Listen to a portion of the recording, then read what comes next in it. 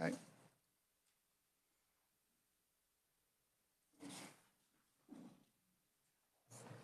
Thank you, Mr. Chairman. Ed Klump. I'm here today representing the study committee that I chaired over the interim on the TCPR EMD issue. And we have a bill request that contains the recommendations from the committee. It is 26 RS 2869. Okay, are there any questions or objections to this bill being introduced? Okay, thank you. Thank you. Okay, the agenda today, we have a presentation from Southwest Power Pool update.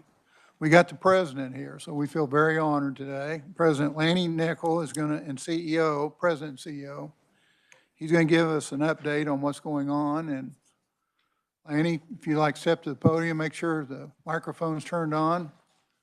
Welcome to the committee and welcome to Kansas. Well, thank you, Chairman Fagg, and it's my honor to be here and actually to get the opportunity to come back to Kansas. I always view it as a positive and a win if I go somewhere and then they actually allow me to come back. So thank you for this opportunity. I've got several slides. Oh, thank you. Okay, thank you very much. So I do have several slides to share with you. A lot of them are slides that kind of help you understand who we are and what we do. Some of you could probably tell that story better than I can. I'm looking at one of them right now.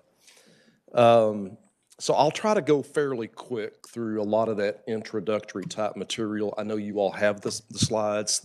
They were, I think, given to you last week, and hopefully you've had a chance to look through those. If there's something that I didn't cover adequately, you can always follow back up with questions. We also provided a handout that I don't believe you've seen before until this morning or today, and that's just simply a handout describing what we've done with our latest integrated transmission plan. It was a plan that was done last year.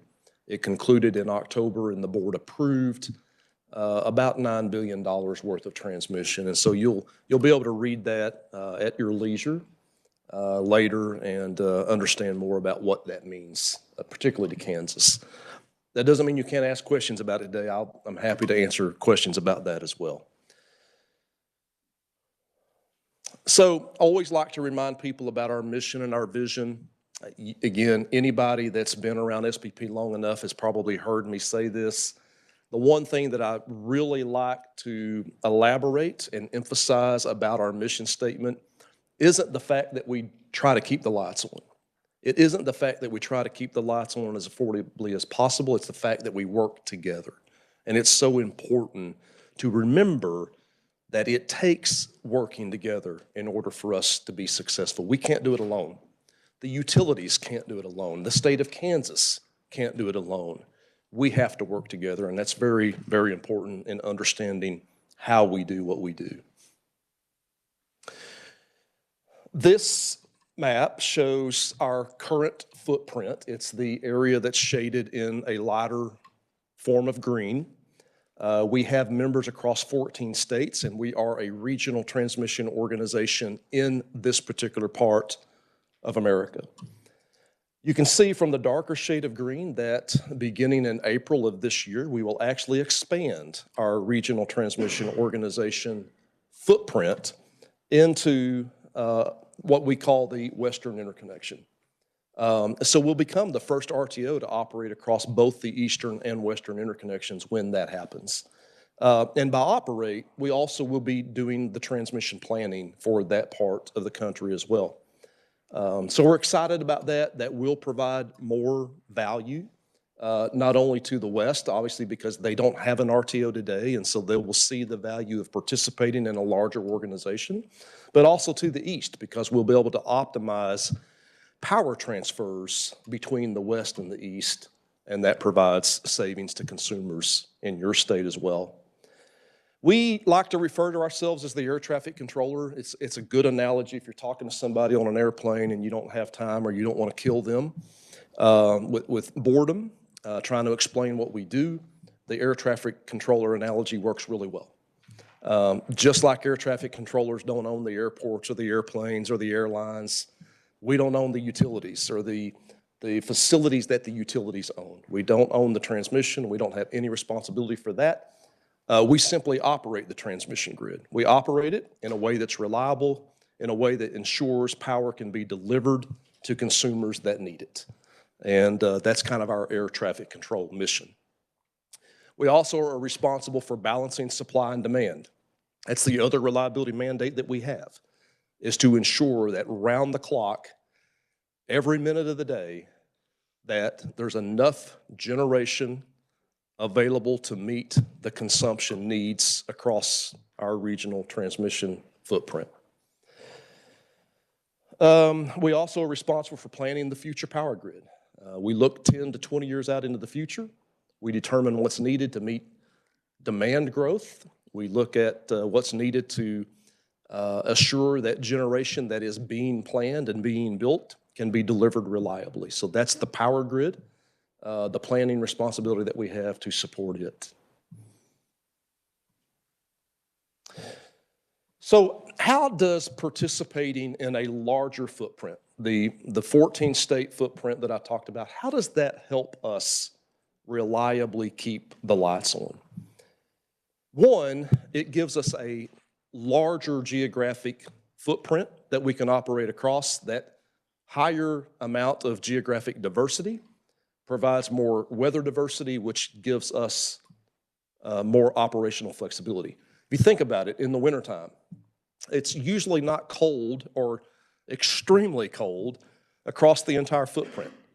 And so if we can leverage generation that's not being used as much in the southern part of the footprint, where it's a little bit warmer, to serve rising load in the northern part because of extreme cold weather, that's a benefit because we have that diversity of geographic and weather shapes. By the same token, in the summertime, it's usually not as hot in the northern part of the footprint as it might be in the southern. So you might have some excess generation available up north that we could draw upon to serve rising temperatures or rising loads due to rising temperatures in the south. We have a diverse generating resource mix, and you can see that on one of the upcoming slides. That helps us because you can't put all of your eggs into one basket. You wouldn't do that with your stock profile, right? If you're trying to save up for retirement, you probably want a fairly diverse retirement plan. That's what we have with a diverse generating mix. We have a lot of wind, we have a lot of coal, we have a lot of gas, we have hydro, we have nuclear, we have all the above. And that helps us because it doesn't always perform well, or at least a particular type of generation doesn't always perform well. And when it doesn't, then you have other types that you can draw upon. We have mandatory obligations that all of our member utilities abide by, whether that's the tariff that we administer, the criteria, the membership agreement that they've signed up and agreed to abide by. All of that assures that there's some consistency in terms of how we plan the grid and how we operate the grid and how they perform in order to keep the lights on. And then finally, we have a strong grid. I like to go back to Winter Storm Uri and just remind people of what that looked like. It was extremely cold across the entire footprint. That doesn't always happen, but we saw it then. And we were seeing all-time high loads that we've never seen before and didn't have enough generation to meet that demand. But we didn't come out of that as bad as Texas did.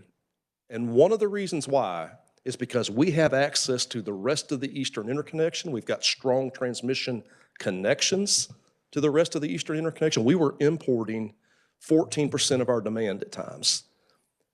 At most, ERCOT can import 1.5% of its demand. And during Winter Storm Uri, if we had been limited to 1.5%, from an import capability perspective, we would have looked a lot more like Texas. So that's an example of what this access to a stronger and larger grid means in terms of the value of being part of a regional construct. So how does being part of a regional construct help us more affordably keep the lights on? Well, we have a market. We have energy markets that allow us to access over 800 different generators so that we can ensure that the next megawatt of load that is showing up on the grid can be served with the cheapest, most affordable generation that's available to us. We do that calculation every 5 minutes, and it changes every 5 minutes. That market allows us to access cheaper generation than could otherwise be accessed without a market in place. We have a regional reserve sharing program, and that's both on the energy side, in the operations realm, and on the capacity side in the planning realm. Because we have that, it reduces infrastructure cost, both operating and capital. So that's another benefit of being part of a larger regional construct. And then finally, the fact that we have this collaborative regional construct creates an environment of competition, and it makes people want to perform better. The market that we have itself will choose the lowest cost energy, which means that if you want your generator to be selected, you need to offer it in a very competitive way. So that also helps us drive affordability. So there are things that we don't do. You've probably heard some of this before. We don't build the transmission. We select the builders, but we don't build it, which means we don't site the transmission. We tell the builders to build from point A to point B, but we don't tell them how to get through the neighborhoods. That's between them and their regulatory bodies to figure out how to site those transmission lines. We don't build the generation. We don't direct the building of certain types of generation. That is determined by the utilities in concert with their appropriate regulatory bodies. One of the things that we're seeing, and you're hearing a lot of talk about, and I want to make sure you're aware of, we are now projecting load growth that we've never seen before. I've been in this industry for 33 years. I've not seen this kind of load growth ever. It's happened before, but it happened in a period of time before I was in this industry. But this is crazy load growth. The changes in the industry that are in addition to the load growth, the changes in resource mix, those are also the kinds of changes that are changes we've not seen before. But we're expecting to see up to twice the load we have today in 10 years.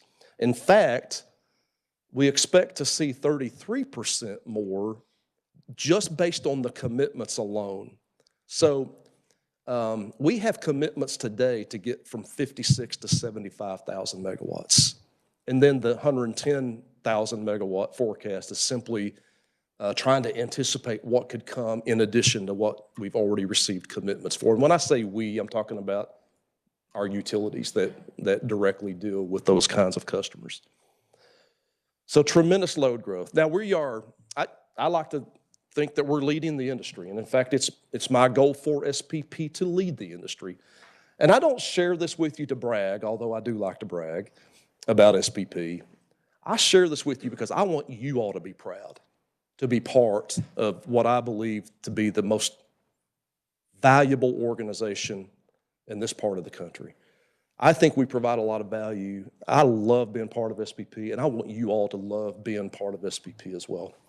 But these are just some of the things that we've done this last year that I think lead the industry. We're the first RTO, or will be the first RTO, to operate across 2 of the 3 interconnections in America.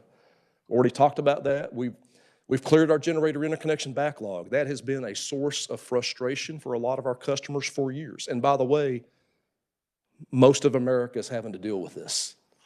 It's taken 5 to 6 years to get the rights to interconnect a new generator because of these kinds of backlog issues.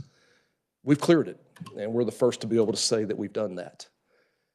We've done some things that are really unique and creative in the interconnection study side of things. We've developed a process that we refer to as the Expedited Resource Adequacy Study process. It gives load-serving entities who need to add generation quickly to meet resource adequacy requirements the ability to get a generator interconnection agreement in 6 months. Again, compared to the 6 to 7 years that it takes in a lot of parts of the country, that's really, really fast. We've developed the high-impact large load study process. The federal government approved that last week, And we even got a letter of concurrence from one of the commissioners saying that he wished the whole country would do exactly this. So we're leading the way. And again, I don't say that to brag as much as I say, this is a great organization. And it's not just the employees at Little Rock that create that organization. It's the utilities. We have members that are involved heavily. And they put their heart and souls on the lines every day to help us achieve these kinds of things. I think we need to be proud of it. We're launching what we call the consolidated planning process. No one else in the industry is doing this. It's going to allow us to more optimally propose transmission solutions. It's solutions that are needed to meet a multiple of needs. And we can do this and give you a generator interconnection agreement in 7 months. Again, these are some things that we ought to be proud of. We've also partnered with Hitachi and NVIDIA to start automating more of our processes and to incorporate AI into our own solution sets. So we're excited about that. This is the regional energy mix. I talked about the fact that we have a diverse mix of energy. By the way, we don't plan this. This is what the utilities have done and have brought to us. We just make sure that it gets connected reliably through the appropriate transmission upgrades. But this is what we have on the grid in 2025. The majority of it is provided by wind generation. It represents about 37% of our mix. We have about 29% coming from coal, 25% from gas, and then you can see the other forms of generation on the grid last year. We've got more coming. This is what is in the generator interconnection queue right now. By the way, this is something that you can find on the website. If you want to get a real-time update of the types of generation that customers want to connect to the grid, it's available right here. We still have 110,000 megawatts. This is for a 56,000 megawatt peak system. We've got 110,000 megawatts that is being requested to be connected. It won't all get connected, but that's at least an indication of what the interest looks like. And a lot of that's thermal. And in fact, 3 years ago, we didn't have and by thermal, we mean gas. That's primarily gas generation. But 3 years ago, we had hardly any gas in our queue, and now we're starting to see a lot more of it. In Kansas, you have about 23,000 megawatts. I don't show that here, but if you want to write that down, and in fact, if you wanted to go look at it, you could find that same information yourself. You just have to filter by state, but about 23,000 megawatts of new generation being proposed in Kansas. The majority of that, I believe, is solar, about 2,200 megawatts of gas. We like to talk about the fact that everything we do has produced the lowest wholesale energy cost in America. This is a report that FERC puts out every year. This is from their 2024 report. You can see how we compare SPP North, about $27, how it compares with the rest of the world. I mentioned that I had a slide talking about the transmission plan. This is the information you have in the handout provides more information about the value of that. This slide just simply talks about why we did it and what we studied. So the load growth was the biggest driver. And a lot of that load growth comes from data centers, but even more of it comes from some of the oil and gas production that we know we're going to see in the Balkans and Permian Basin. So in terms of that forecast, about 40% of it comes from oil and gas. The 30% comes from data centers, the other 30% from agriculture and manufacturing. But that's where that load growth is coming from. And we studied anywhere from 35% more load to 100% more load in 10 years, or 25% more load to 60% more load in 5 years. We wanted to make sure that we covered the possibility, or at least addressed the possibility of the load not growing as fast as what it was actually being projected to grow at. We know it takes a long time to build transmission. On average, it's about 6 years. It depends on the transmission line. Some you can build a lot quicker than that. But you have to get started now. If you have a need in the future, you can't wait for that future to show up and then start building. You have to build now in anticipation of it. And if we don't do that, if we delay, then we're exposed to higher energy costs. We're exposed to more reliability risk and lost economic opportunities. Again, we're stronger together. I hope that's what you leave today with, understanding and appreciate the value of working together to achieve what I believe is a really wonderful mission of keeping the lights on in an affordable way. And we want you all to be part of the solution. I'm not going to read how everybody can contribute to that, but we want consumers, we want regulators, we want public officials, government officials that make key decisions in deciding legislation. We need your help, and we want you to be part of the solution. We're facing some challenges that we've never seen before. Like I said, in my 33-year career, I've not seen the kind of challenges we're seeing now, and we need your help. I'll stop there, Chairman, and hopefully that leaves you all plenty of time to ask questions. So I'm sure that they've worked all summer on these questions for you, Mr. President. I appreciate the hard work that went into that. Senator Bowser. Thank you, Mr. Chairman. I could tell, by the way, when Senator Bowser was looking at me, I could tell he had questions. I don't know. Thank you, Mr. Nickel, for your testimony. Welcome back to Kansas Thank again. you. Good to see you. You talked about the unprecedented load demand, and again, it seems like that demand is going pretty quickly, and as you stated, it does take a while to get the transmission grid in place. And one of the things I always hear about is that our Achilles heel is this aging grid.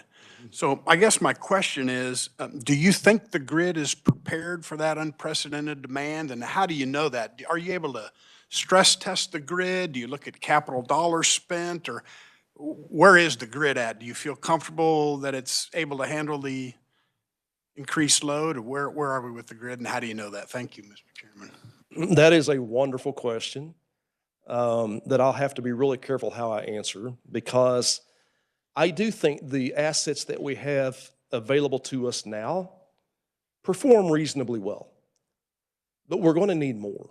And so with respect to the question, is the grid ready? It's not, because we need more of that grid. Now, the grid that we have, I think a lot of our utility members are working hard to maintain the grid and to assure that it's going to perform as well as it can. It's just that we just don't have enough of that grid, and that's what we need more of. And by the way, when I say grid, I'm talking about both transmission and generation. Sorry, Mr. Chairman, from your map, it looked like you were going into British Columbia. Is that can you tell us about the I don't know if I can reach that. So there is an entity in Canada, and it is British Columbia, that wishes to participate in our, what we're calling Markets Plus service. It's not the RTO. It is simply a function that we provide in the East today. It's one of the functions, one of the many functions that we provide in the East today. They are exclusively interested in just participating in the markets, and they're paying us to develop a market for them. And when I say they, it's not just British Columbia, it's everybody in the yellow. All of those utilities are paying us to do that. So there's no cost being borne by our current members for that service. They are paying for 100% of the cost for us to set that up, and so that they can participate in it. They see value in it, and they want to participate. But it is separate, just to be clear, it is separate and apart from everything we do in the East. Senator Clays. Thank you, Mr. Chairman, and thank you for coming. I do recall some information from last time where you talked about the organizational structure, or somebody came and talked about organizational structure, and seemed it was a little bit opaque. But one thing that I do have just a minor concern about is our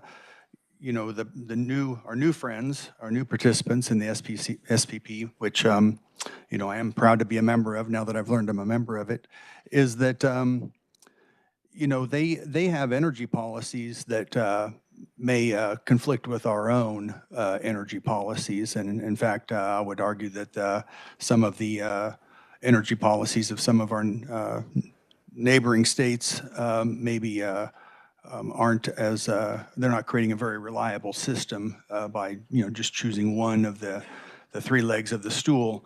And it appears to me that they are potentially getting, and my math may be incorrect here, but the RSC, if I'm correct, they have a primary responsibility for, I wrote it down here, for resource adequacy. And that's going to decide, what resources. And they're getting 25% of the votes, which isn't packing the court necessarily, but I am a little bit concerned that, one, that they can influence what energy types we decide to have. But even if they don't, and they choose, to be irresponsible about their energy mix, and then suddenly, we're responsible for filling in that gap, how that affects our grid. So again, proud member of the SPP. I think you're doing a great job. I think you're right that expanding, can be great, assuming that everybody else is as sane as we are.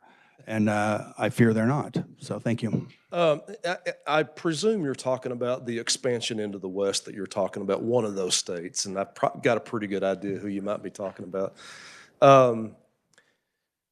Fortunately, from that perspective, they're disconnected from SPP except through the DC ties that we have. So in other words, there's a very limited ability to influence and impact what happens on the East. We have about 540 megawatts of transfer capability between the eastern part of our footprint and this new western part.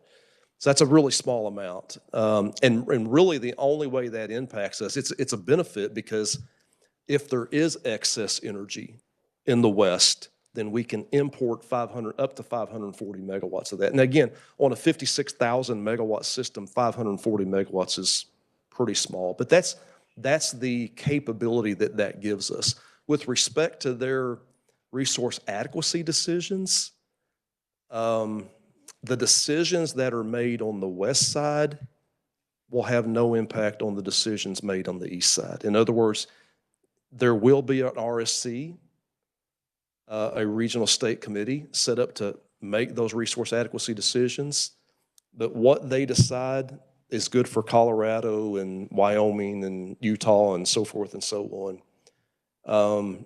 They shouldn't be impacted by, for example, what the state of Kansas thinks, because there's no impacts across the DC ties for those decision making. Does that make sense? Yeah, but I just want to follow up. I get what you're saying for the most part, but I mean, it's kind of like the argument we had with, bringing Lithuania into NATO. Lithuania wasn't going to protect us necessarily, and, so, but now we potentially have to go to war to save Lithuania. I'm fine with Lithuanians, by the way, but but the point is that if we take on someone that doesn't have a responsible mix, and they're one size fits all energy mix is somehow incapacitated for whatever reason, then our energy has to fill that gap. Is that not correct?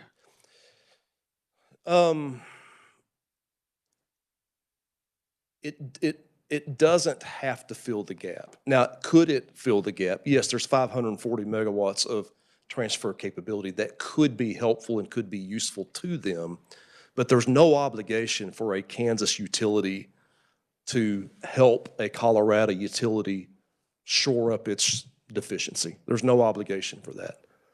Okay, let me just cut to the chase then. If there's not adequate energy on the grid, and one particular participant is responsible for that, are we all getting brownouts, or are they getting brownouts? And that's my last question. Yeah, it would be highly unlikely, because of the fact that we're separated through the DC ties, it would be next to impossible for something that happens in the West to propagate over into the East. Again, it's because of the fact that we are basically operating asynchronously. Now, the reason they're not doing it because they're joining the East. They're doing it because they're actually getting a market in the West. They're not looking to take advantage of the East and vice versa. That's why they're wanting to be part of our organization. Now, the fact that we have the DC tie, and if we ever get to talking about getting rid of the DC ties, then we'll have a discussion that's worth having. But right now, at least that creates some separation, which provides some reliability isolation as well. Great questions. I appreciate you asking them. Senator Clifford. Thank you, Mr. Chairman. Ms. Nickel, thank you for your briefing. I'm from Southwest Kansas, so my district includes the Holcomb sunflower plant. I was Is it looking windy at all the your- time there? Sorry? Is it windy all the time there? This weekend it was. It's snowy now. I was looking at your transmission plan, and I didn't see it listed, but in a previous briefing, we heard about the Holcomb-Sydney line. And if you don't mind the expression, it seems like in the past, the cost of who absorbs the cost of transmission, we kind of got firked on that, so to speak. Now, I haven't kept track of where that is, but I'm wondering, like, for the cost of the Holcomb-Sydney line, will that fall to Western Kansas or Southwest Kansas ratepayers, or maybe you could explain a little bit more how the cost Is that the shared? 345 kV line? Yeah, so that one will be regionally shared, which means that all utilities across the footprint will help to pay for it based on a load ratio share determination. So it won't be just southwestern Kansans paying for that. Follow up, Mr. Chairman? Sure. I follow up. So I'm probably mistaken. The old formula was we absorbed 2/3 of it in our region, and 1/3 went to the whole SPP footprint. So the way that formula works is based on the voltage class. If it's a transmission line between 100 and 300 kV, so in other words, smaller than this, then yes, you're correct. It would have been 2/3 borne by the local ratepayers and 1/3 regional. But because of the fact that this is above 300 kV, then the entire cost of that line will be regionally spread and regionally shared. Thanks for answering my question. Thanks, Mr. Chairman. Any other questions? Senator Francisco. Thank you, Mr. Chair, and thank you for being here.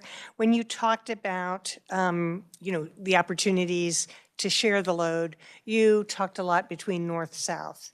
And I'm excited that it looks like the central area is going to be adding some solar. What can you tell us about solar in Wyoming or Utah or Arizona that would be coming online at the same time we're seeing our peaks when people are cooking dinner? Yeah. The one thing that I can say as of right now is we don't have a whole lot of solar in the footprint today. Clearly, there's interest in adding solar, which I think is going to be helpful. Again, I'm an all of the above person. The fact that we don't have a lot of solar means that if we can get some, it's probably going to add value because it just gives us another tool in the toolkit. And I'll tell you why I don't think there's been a lot of solar, and by the same token, not a lot of batteries that have been added. Our prices aren't volatile enough.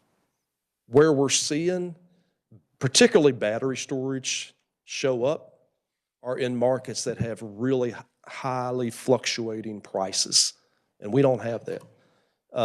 However, at some point, those markets will get saturated, and they'll start showing up in SPP. For a developer of generation to want to locate somewhere, they've got to make money, and our costs are just pretty low, and they can't make enough money. At least haven't been able to make enough money. But again, those other markets are getting saturated. We have an appetite for that from a reliability perspective, and I think they'll start showing up. And to your point, if it exists in an area where the sun is still shining because you've got this time zone diversity, that's helpful. You bet. Any other questions? Okay, I'll throw a couple at you then. All right, good. Mr. President. How does expanding into the west, so you talked about the east and the west, how does expanding into the west benefit Kansas affordably? Well, the benefit comes from, even though it's not a lot, it is more. We got 540 megawatts of transfer capability, so that's like adding another 540 megawatt generator to the footprint, because on the other side of the DC tie, you've got tens of thousands of megawatts of generation that you can draw upon that could be available. We just talked about time zone diversity. Sun's already set here, but it's still shining somewhere in the west. And so, yeah, it's only 540 megawatts worth, but we'd all like to have another 540 megawatts of generation here today. So that's how it can help. And then also, because of the fact that we'll be operating the market on both sides, then we can optimize those energy transfers and choose the cheapest generation, even if it's in Colorado. If it's in Colorado and you need it in Kansas, we can get 540 megawatts worth of it. So that's the value to the east. How does the ITP, that 8.5 billion, help Kansas with affordability? I can worry about that at this point. So might talk about that a little bit. Yeah, so first of all, you have to understand the drivers, and the drivers were primarily the load growth. So there's economic development opportunities that we should take advantage of. And by we, I mean, hopefully you all, Kansans should take advantage of that. Nebraskans, North Dakotans, South Dakotans, the whole footprint should take advantage of those economic development opportunities. But if we don't build the transmission, those development opportunities are going to go elsewhere. And if they don't go elsewhere and stay, and we don't get the transmission built quick enough, then you're going to have the reliability risk that we talked about. And you're going to have the production costs that are going to increase. So it's not a matter of saving money as much as it is making sure that that future can be more affordably met. We're not going to lower rates. Okay, let's make that clear. What we do through the transmission won't lower rates, but what it will do is assure that rates don't rise as high as they otherwise would in order to serve these economic development opportunities reliably and affordably. I think every state has a responsibility to figure out how to make sure that the average ratepayers are held harmless due to a lot of these economic development opportunities being pursued. And they're doing that. I mean, Evergy's got a classic example that you can look at as a way to make sure that ratepayers aren't being harmed and that these data centers that comprise a lot of this load growth are paying their fair share. So that's how we can do it affordably, Chairman. So I know around here right now, Buffalo Flats is on everybody's minds. So what benefits does Buffalo Flats provide for Kansas consumers?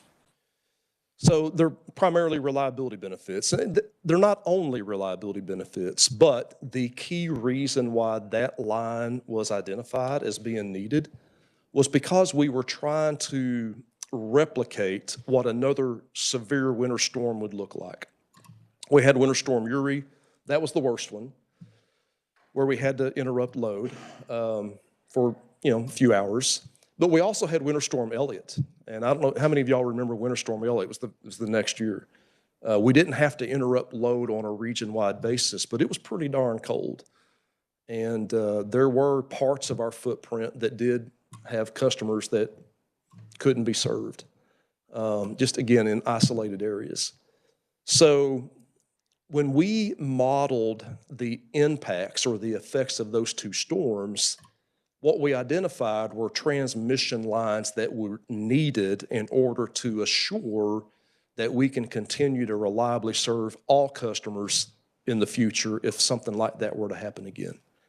That particular line was a result of a replication of Winter Storm Elliott, and that's why that's the value that it provides. It provides insurance, extra reliability, extra resilience to assure that lives aren't lost during an extreme cold weather event. So as far as the Buffalo Flats, they're on a 3-year fast track. That means they don't have to bid out. That's right. So my question to you is, in the queue had 446 projects in the queue. How many of those are on fast tracks? I don't have the exact number. I'm going to say probably somewhere around a dozen. And that's over the probably 10-year history in which we've had to operate under Order 1000, the competitive bid process. I'm going to estimate around a dozen that have been characterized as what we call short-term reliability projects, which therefore exempts us from having to perform the competitive solicitation process. So when you showed us the base load pie, and we all see that, do you ever make suggestions, or how do you handle if the pie gets out of line? Or do you just say, here's the pie and here's the system, or do you guys ever sit down and analyze and think, well, we're kind of leaning too much in one area, not in the other, long-term? Do you have any way of trying to make sure that pie doesn't get too big in one area or too small in another? We don't control it, but we can influence it. And the way we influence it is through what we call our accreditation policies. Every generator performs differently. And so there's what we call nameplate capacity. So that means it's what it's designed to produce at one point in time. So if you have a 100 megawatt generator, it can produce at least 100 megawatts every now and then. That's what it's designed to do. That's its limit. That's nameplate capacity. Accredited capacity refers to what amount of that 100 megawatts can we count on showing up when we need it the most. For example, in a really cold winter day, what's it going to be able to produce? On a really hot summer day, what's it going to be able to produce? So we have revised and improved our accreditation policies for all types of resources. And for example, wind generation, it doesn't blow a lot on a really hot, stale summer day. Therefore, it doesn't get as much capacity accredited. It doesn't get as much value when you're trying to add up the capacity you need to meet your peak demand on a summer day. So that's a way to influence it, is just to make sure that every utility understands the capacity value that they get when they add another megawatt of wind or another megawatt of gas or another megawatt of coal or another megawatt of solar or battery. If they understand that value, then they can do a better job of planning their future resources. So, Mr. President, what do you see as the biggest challenge that keeps you up at night to ensuring affordable and reliable electric grid? There's a lot of them. I think it's just the pace of change, the speed of change is what is really, really worrying me. And the question always in my mind is, have we done enough? We've done a lot. I mean, since Winter Storm Uri, we've done a lot of work to try to improve the status of the grid. We've improved our resource adequacy policies. We've continued to improve the transmission planning process. We've enabled quicker connection of generation. At the end of the day, have we done enough? And you won't know until you know, and at that point, it could be too late. That just always worries me. Have we done enough? That's the question I ask myself just about every day. How much does AI and data centers as a percentage into your projections? We always hear that's a big, what's the number? Yeah, so the number I showed you earlier, where we're projecting to double our load that we have today in 10 years, 30% of that is data center load, 40% is oil and gas, and then the other is a mix of agriculture and manufacturing. So about 30% of that load growth is data center. Yep. Committee, you got any other questions? This is your day to ask the tough ones. I think we've loaded him up on a couple, so. You have one? Senator Francisco. This is probably more, Mr. Chair, for the committee. Is there a way we can get our computers to stop asking us if we'd like an AI-generated report when we never are going to push that button? Senator Clifford. Thanks for the second bite, Mr. Chairman. What's your emphasis on cybersecurity? Is that an SPP initiative, or is that at each site, or what? Yeah, Would it's, you it's comment? it's a shared responsibility across the entire industry. We all have what we call NERC, or the North American Electric Reliability Council standards. So that's an entity that that develops and manages reliability standards that we all have to adhere to. And there are a lot of standards around cybersecurity. So we have to adhere to those. By the way, if you don't, you're subject to $1 million per day per violation penalty. And so we all take that pretty serious. We don't want to violate one of those. And we do more than that, by the way. I'll view that as the minimum. That's the minimum you have to do, is to maintain your cybersecurity such that it meets the NERC reliability standards. But we do more than that, and I'm sure most utilities do as well. Follow up? Yeah, it's interesting. Now we can get NERC'd instead of just FERC'd. But, That doesn't sound as bad, though, as FERC.